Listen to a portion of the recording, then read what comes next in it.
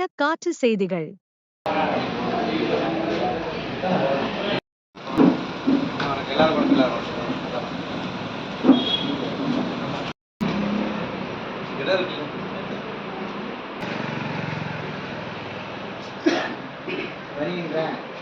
Daily பூஜைகளும் நடந்துட்டு இருக்கு. நேற்றுலேருந்து பூஜைகள் நடந்துட்டு இருக்கு. இதை பார்க்கறதுக்காகவே நேற்றுலேருந்தே பொதுமக்கள் எல்லாருமே வந்து வர ஆரம்பிச்சிட்டாங்க. மதுரையை சேர்ந்த பொதுமக்கள் எல்லாருமே அங்கே பக்கத்தில் இருக்கிற எல்லாருமே போய் நேற்றுலேருந்தே பார்க்க ஆரம்பிச்சிட்டாங்க. அப்போ அந்த உணர்வு கொடுத்துட்டாங்களா? நம்ம இன்னும் முன்னாடி அப்படி தான் நம்மளுக்கு சொன்னாங்க, தகவல் கொடுக்க முடியவும் இந்த மாதிரி அறுபடை வீடுகளோட கண்காட்சி நடத்துகிறோம், நிறைய நிகழ்ச்சிகள் இருக்குது அப்படின்னு சொன்னாங்க. அந்த இது வந்து அங்கே உருவாக்கிட்டாங்க. அப்போ ஒரு அறுபடை முருகனோட சக்தியை நம்மலாம் வாங்கணும் அப்படின்றதுக்காக தான் நம்மளை ஜூன் 22ஆம் வர சொல்லியிருக்காங்க.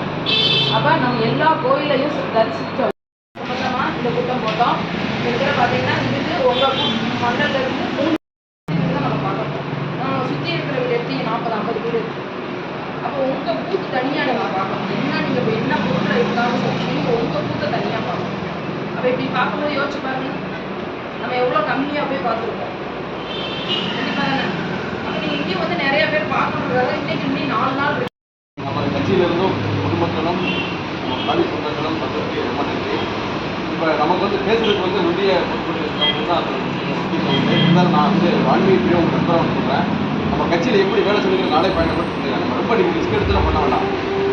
சக்தி கடைசி சொன்னாங்க இல்லையா, ஒரு விட நோட்டீஸ் எவ்வளோ ஒரு கொடுக்குறாங்களோ அதை எவ்வளோ நீங்கள் அந்த கொடுக்குற குழுவில் கொடுக்குற காணிக்கையாக வாங்கி அதை ஒத்துழைப்பு இல்லையா.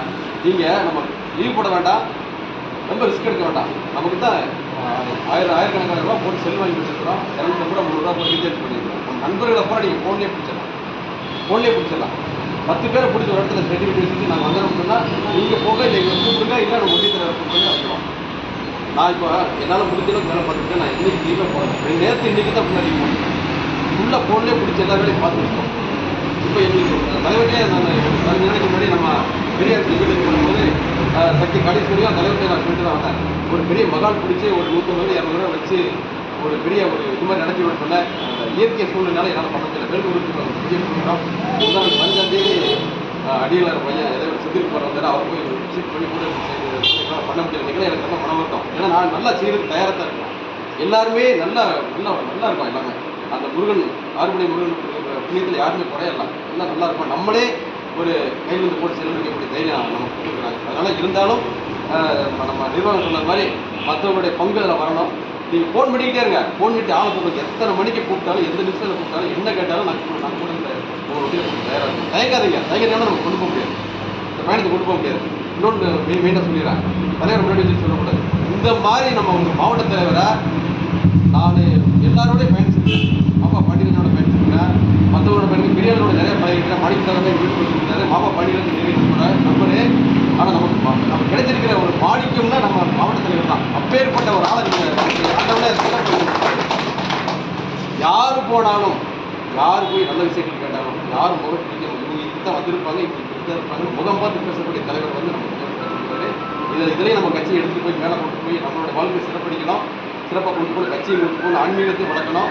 நம்மளும் நல்லா இருக்கணும். நம்ம ஒரு பிரச்சனைகள்னாலும் நம்ம நியூஸ் வரணும். நம்ம தலைவரை வந்து அவரை வச்சு அவர் பொக்கிசமாக இருந்து நம்ம அவரை பயப்படாம கொண்டு வரணும். அவர் எவ்வளோ காரியம் சேர்த்துருவார். இருந்தாலும் நம்ம படம் இருக்கு பார்த்துக்குவாங்க, தைரியமாக அவர் கூடணும். அந்தளவுக்கு நம்ம எல்லாம் ஒத்துழைப்பு. நீங்கள் எப்போ கூப்பிட்டாலும் நான் மாறிவிட்டு வர தயார், கோபி வர தயார். நம்ம உடனே ஒத்துழைப்பு. அது எந்த அணியில் இருந்தாலும் சரி, எந்த கீழே இருந்தாலும் சரி, பொறுப்பில் இருக்கணும் இல்லையா. நம்ம வந்து பிஜேபிக்காரன் அடிப்படை உறுப்பினர். நம்ம எந்த வேலையும் சரி தயாராக இருந்தோம்னா மனசுக்கு தைரியமாக இருந்ததுன்னா எவ்வளவு காரியத்தை சாதிக்கலாம். தைரியமாக பண்ணுங்க, எவ்வளவு கூப்பிடுங்க. இந்த மாநாட்டுக்கு நான் கூட ஒத்துழைப்பு. திமுக பார்த்தீங்கன்னா கடவுள் மறுப்பு கொள்கை இருக்கிறவங்க, பெரியாரை முன்னிறுத்தி அரசியல் பண்ணுறவங்க, கடவுளே இல்லைன்னு சொல்கிறவங்க. அவங்க 2 மாதத்துக்கு முன்னாடி அவங்க அமைச்சர் சேகர் பாபு இதே பழனியில் முருகன் மாநாடு நடத்துகிறார். திமுக அமைச்சர் திமுக அரசு சார்பில் இந்து அறநிலையத்துறை சார்பில் பழனியில் இதே முருகன் மாநாடு நடத்துகிறாரு. யார்? கடவுள் மறுப்பை கொண்டவங்க, பெரியாரிஸ்டவங்க, கடவுளை ஏற்றுக்க மாட்டேன்றவங்க. இவங்க வந்து ஒரு முருகன் மாநாடு நடத்தலாம். நாம் வந்து ஆன்மீகத்தை ஏற்று செய்கிற நம்முடைய பாரதிய ஜனதா கட்சியை சேர்ந்த அமைப்புகள் எல்லாம் சேர்ந்து நடக்கும் போது இது வந்து முருகர் மாநாடு சங்கீர் மாநாடுன்றாங்க. அவங்களுக்கு இதெல்லாம் ஏன் நான் சொல்கிறேன்னா, இதை நான் சொல்கிறேன்னா நீங்கள் மனசு ஏற்றிக்கிட்டீங்கன்னா நாளைக்கு யாராவது அறிவுபூர்வமாக கேட்டாங்கன்னா அவங்களுக்கு வந்து பதில் சரியா இருக்கும். நம்முடைய திருப்பரங்குன்ற மலை இருக்கு இல்லையா, நம்முடைய திருப்பரங்குன்ற மலை பல்லாயிரம் ஆண்டுகளாக இருக்கு. நமக்கு தெரிஞ்சு அந்த கோயில் வந்து நமக்கு இல்லை, நம்முடைய 10 தலைமுறைக்கு முன்னாடி கேட்டதா கூட சொல்லுவாங்க அவங்க அந்த திருப்பரங்குன்ற மலை அப்படிதான் இருக்குன்னு. அங்கே பல்லாயிரம் ஆண்டுகளாக இருக்குது. அது வந்து கீழே வந்து முருகர் இருக்கிறாரு, மேலே வந்து காசி விஸ்வநாதர் இருக்கிறாரு. கீழே போய் முருகரை கும்பிடுவாங்க, சில பேர் மேலே ஏறி போய் காசி விஸ்வநாதரை கும்பிடுவாங்க. காலகாலமாக நம்ம அதை கும்பிட்டு இருக்கோம், பல காலம் கும்பிட்டு. யாருக்கு எந்த சொந்தமும் இல்லை. இடத்துல வந்து வெள்ளக்கார ஆட்சி காலத்தில் ஒரு சின்ன ஒரு நமக்கும் அந்த இஸ்லாமியர்களுக்கும் ஒரு சின்ன இந்துக்களுக்கு இஸ்லாமியர்களுக்கு சின்ன ஒரு இது மாதிரி வருது. ஏன்னா மேலே வந்து அங்கே சிக்கந்தர் தர்கான்னு சொல்லி ஒரு தர்கா வச்சுருக்காங்க. தர்கான்றது சமாதி, மசூதின்றது கோயில், தர்கான்றது சமாதி. அப்போ அந்த சிக்கந்தர் சமாதி வச்சுருக்காங்க. அது எப்போ வந்தது ஏன் வந்ததுன்னு யாருக்கும் தெரியாது. தெரிஞ்சுக்க நான் வரலாறு இல்லை. ஏன்னா இந்த சிக்கந்தருடைய தர்கா அந்த சமாதின்றது நம்ம மதுரையில் கோரிப்பாளையத்தில் இருக்குது. அவர் வந்து உயிருக்கு பயந்து அங்கே பதுங்கின இடம் தான் இந்த திருப்பரங்குன்ற மலைன்னு சொல்கிறாங்க. ஆனால் அங்கேருந்து அவர் பொண்ணு கொண்டு போனாங்க, எடுத்து போனாங்கன்னு சொல்கிறாங்க. இது மாதிரி நடந்து தெரியல. ஆனால் இருந்தாலும் அங்கே ஒரு தர்கா இருக்குன்னா நீங்கள் வச்சுருப்போம், இருக்கட்டும், நாமளும் பெருந்தன்மையோடு நம்ம விட்டுட்டோம் இது வரைக்கும். அப்போ இது வரைக்கும் நம்ம கும்பிட்டுருக்கோம். இப்போ சமீபத்தில் பார்த்தீங்கன்னா, ஏன்னா இது வந்து அந்த வெள்ளக்காரங்காலத்தில் கேஸ் நடக்கும்போது அந்த கேஸ்லேயும் பார்த்தீங்கன்னா இது வந்து முருகர் மலை, முருகருக்கு சொந்தமானது, இது இந்துக்களுக்கு சொந்தமானது, முருகர் சாமி சொந்தமானது, இது யார் சொந்தம் கொண்டாட முடியாதுன்னு வெள்ளக்காரங்காலத்திலே ஒரு கோர்ட்டு தீர்ப்பு இருக்கு. இப்போ வரைக்கும் ஆமாம், சுதந்திரம் அடைஞ்ச அரசுக்கு அப்புறமும் மறுபடியும் ஒரு கேஸ் ஆகுது. அப்பயும் பார்த்தா 1971 ஒரு தீர்ப்பு இருக்கு. இந்த மலை முழுவதும் முருகருக்கே சொந்தமானது, இது யாரும் சொந்தம் கொண்டாடாது, எல்லாம் முருகர் கோயிலுக்காக சொந்தமானதான் சொல்லியிருக்காங்க. அந்த தீர்ப்பு இருக்கு. இப்போ அந்த மாதிரி என்ன சொல்றதுல இப்போ இங்க இருக்க நம்முடைய ராமநாதபுரம் பாராளுமன்ற எம்பி நவாஸ் கனி இஸ்லாமியர், அப்புறம் சட்டமன்ற உறுப்பினர் அவரும் வந்து இஸ்லாமியர், 2 பேரும் போய் அந்த திருப்பரங்குன்றத்தை போய் இந்த திருப்பரங்குன்றம் வந்து வக்ஃபோட சொந்தமானது, அதனால இஸ்லாமியருக்கு நம்ம எட்டாலிச்சு இருக்குல்ல, அது மாதிரி அவங்களுக்கு ஒரு வக்ஃபோடு இருக்கு, அந்த வக்ஃபோடு சொந்தமானது. இந்த மலை முழுக்க சிக்கந்தர் மலைங்கிறார். யார் சொல்றாங்க? ஒரு மக்கள் பிரதிநிதியா இருக்க ஒரு பாராளுமன்ற உறுப்பினர், ஒரு சட்டமன்ற உறுப்பினர், 2 பேர் இஸ்லாமியர். இவங்க போய் அந்த மலையே வந்து சிக்கந்தர் மலைன்னு சொல்றாங்க. அப்போ அந்த மலையை வந்து அவர் போகும்போது முன்னாடி வச்சு ஒரு பிரியாணி சாப்பிட்றாங்க, மாமிசம் வச்சு சாப்பிட்றாங்க. அதை ஏன் அங்கே இருக்க இந்துக்களுக்கு அப்போ தெரியல, கொஞ்ச நேரம் எடுத்த தெரியுது. அங்கே ஒரு உயர்வான எண்ணம் கொண்ட ஒரு இந்து காவல்துறை அதிகாரி நாம சொன்னா பிரச்சனையாயிடும், அதனால நீங்களே சொல்லி போன கொஞ்சம் நீங்க அவர் என்ன சொல்றாரு, இந்த அமைப்பு இல்லையா, இந்த அமைப்புகளுக்கு போன் பண்ணி இந்த மாதிரி அவர் எம்பி எம்எல்ஏ வந்து பண்ணிட்டு இருக்காங்க, நீங்க கொஞ்சம் வாங்க, நீங்க வந்தா தான் நம்ம சமர்ப்பணத்தை வெளியே முடிவு சொல்றாங்க. அதுக்கப்புறம் இவங்க போய் ஒரு சின்ன ஒரு பிரச்சனை அனுப்பி, அப்படி இருந்தும் அவங்க இருந்து மேலே பிரியாணி சாப்பிட்டு தான் போனாங்க.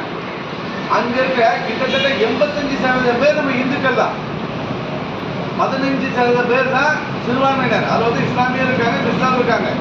அப்போ 15% பேர் தான் இருக்காங்க. அதில் கிட்டத்தட்ட 9% பேர் இஸ்லாமியர் இருக்காங்க. மீதி இருக்கவங்க மற்ற நம்ம இந்துக்கள் வந்து 85% பேர் அவதான் இருக்கோம். நம்ம ஏன் போய் மிகப்பெரிய ஏன் அந்த அளவுக்கு அவங்களுக்கு எதிர்ப்பு காட்டலை? அங்கே ஏன் கூட்டம் கூடலை? இந்துக்கள் போயிருக்கணுமா இல்லையா? நம்ம கோயில், நம்ம முருகர் கோயில், நம்ம முருகர் கோயிலுக்கு நம்ம போகணும்னா நம்ம வீடெல்லாம் அழைச்சி சுத்தபத்தமாக மாமிசம் எதுவும் பழக்காம ஒரு நாள் இருந்து அதுக்கு மறுநாள் வீடு நம்ம கோவில் போவோம். அவ்வளோ ஒரு ஆன்மீகமாக நம்ம வச்சுருக்கோம். அதே கோயிலுக்கு அவங்க சம்மந்தமே இல்லாமல் இஸ்லாமியர்களை வந்து மேலே போய் நாங்கள் பிரியாணி சாப்பிடுவோம், இது சிக்கன் மழை போது எவ்வளோ வேகமாக நம்ம இந்துக்கள் வந்து ஒரு எழுச்சி வந்துருக்கணும். ஆனால் யாரும் அங்கே போகலை. அப்போ என்ன, நம்ம இந்துக்கள்கிட்ட எழுச்சி இல்லாமல் இருக்கு, இந்துக்கள்கிட்ட ஒற்றுமை இல்லாமல் இருக்கு. நீங்கள் யோசிச்சு பாருங்க, இன்னைக்கு நம்ம இஸ்லாமியருடைய அவங்க மசூதிக்கு போய் நம்ம எதாவது பண்ணிட முடியுமா? இந்துக்கள் கோயில் சம்பந்தமாக மசூதியில் போய் எதாவது பண்ணிட முடியுமா? இல்லை கிறிஸ்தவர்களுடைய அவங்களுடைய சர்ச்சில் போய் நம்ம எதாவது பண்ணிட முடியுமா? நம்ம கோயில் சம்பந்தமாக எதாவது செய்ய முடியுமா? ஒரு இடத்துல விட மாட்டாங்க. அப்போ அவங்க ஏன் நம்ம கோயிலுக்கு வந்து பண்ணுறாங்க? நாம் வந்து எந்த மதத்துக்கு எதிரானவங்க இல்லை. உன் மதத்தை நீங்கள் சொன்னீங்க சந்தோஷம், உங்கள் மதத்தை மதிக்கிறோம். ஆனால் ஏன் மதத்தை வந்து நீ மதிக்காத, உன் மதத்தை நாங்கள் மதிக்கிறோம், என் மதத்தை நீயே மதிக்கிறோம். ஏன் மதம் சாமியை வந்து என்ன பண்ணுறோம்? ஏன் வெள்ளக்கார காலத்தில் வந்ததுக்கப்புறம் தான் கிறிஸ்தவர்களுக்கு வந்தாங்க, முகலாயர் படையெடுப்பு வந்ததுக்கப்புறம் தான் இஸ்லாமியர் வந்தாங்க. அப்போ எப்படி அந்த தர்கா வந்தது? அப்போ தர்கா வந்து இருக்க இடம் கொடுத்தா படுக்க இடம் இருக்கிற மாதிரி அது அந்த மலையே எங்களுடைய சிக்கந்தர் மலை இஸ்லாமிய மலைன்றீங்க. இதே கொஞ்ச நாளைக்கு முன்னாடி பார்த்தீங்கன்னா சென்னிமலைன்னு ஒரு மலை இருந்தது. அந்த சென்னிமலையில் பார்த்தா ஒரு கிறிஸ்தவ பாதியாக ஒரு சின்ன அளவில் ஒரு ஷெட்டு போட்டார். அவர் பிரார்த்தனை பண்ணிட்டு இருந்தாரு. அப்புறம் இருக்கவங்க வச்சு ஜபம் பண்ணிட்டு இருந்தாரு. ஒரு 4 பேரை வச்சுட்டு அது கொஞ்சம் கொஞ்சமாக கூப்பிட்டாரு. வசூல் பண்ணி ஒவ்வொரு செட்டா பெரிய சட்டி வச்சுட்டாரு. இப்போ அந்த மலையே ஒரு பெரிய அளவில் வளர்த்து கொடுத்துட்டாரு. எல்லாம் ஆக்கிரம் பண்ணி வச்சுட்டாரு. ஆக்கிரம் பண்ணிட்டு திடீர்னு ஒரு நாள் எல்லாத்தையும் கூட்டம் கூடி இந்த மலையை இயேசு மலை எடுத்தார். சென்னிமலை முருகன் கோயில் பிரசித்தி பெற்ற கோயில், அவர் வந்து இயேசு மலை எடுத்தார். அப்போ பாருங்க, ஒருத்தர் கிறிஸ்தவர்கிட்ட ஒரு அவங்க சின்ன ஒரு கோயிலை கட்டிட்டு அந்த மலையை இயேசு மலைங்கிறாரு. இங்க ஒரு சமாதி தர்கா வச்சுக்கிட்டு இந்த மலையை சிக்கந்தர் மலைன்றாங்க. அப்போ 15% இருக்க இந்த மக்களுக்கு இவ்வளவு தைரியம் எப்படி வந்தது? ஏன் இந்த 15% சிறுபான்மையில் இருக்க இந்த மக்களுக்கு இருக்க தைரியத்தில் கொஞ்சம் கூட 85% பெரும்பான்மையாக இருக்கிற இந்துக்களுக்கே எழுச்சி வரல, அந்த இந்து உணர்வு வரல அவங்களுக்கு.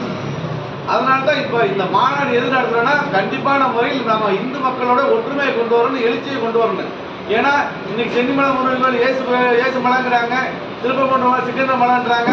நாளைக்கு திருச்செந்தூர் முருகன் கோயிலையே அது ஒரு கோயில் அவங்க எப்போது சொந்தமானது எங்களுக்கு திருச்செந்தூர் கொண்டு போயிடுவாங்க. அடுத்து பழனி பழமுத்தூர் எல்லாம் வந்துடுவாங்க கம்ப்ளீட்டாக. அப்படி போகிற இடத்துல நம்ம ஏரியா இருக்க கோயில் கூட ஒட்டுமொத்தமாக எங்கேன்னு சொல்லிடுவாங்க. அதையும் சொன்ன காலத்தும் உண்டு. இப்போ அதே வந்துங்க, அதே பார்த்தீங்கன்னா இப்போ